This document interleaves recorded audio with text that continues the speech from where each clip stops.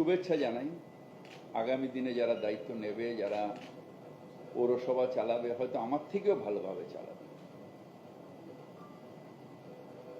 অনেকে ক্রিটিসাইজ করবেন, অনেকে অনেক কিছু বলবেন, কিন্তু স্বচ্ছভাবে পৌরসভা চালানো এবং মানুষের প্রত্যাশা পূরণ করা, এটাই কাজ।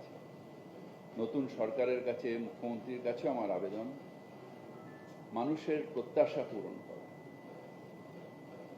We are all there to serve the people. আমরা মানুষকে সহায়তা করব, মানুষকে সার্ভিস দেব, এবং যে বেস্ট সার্ভিস দেবে মানুষ তাকে চয়েস করবে। তাই শুভেচ্ছা দিয়ে আমি এই চেয়ার আজকে খালি করে দেব। ধন্যবাদ।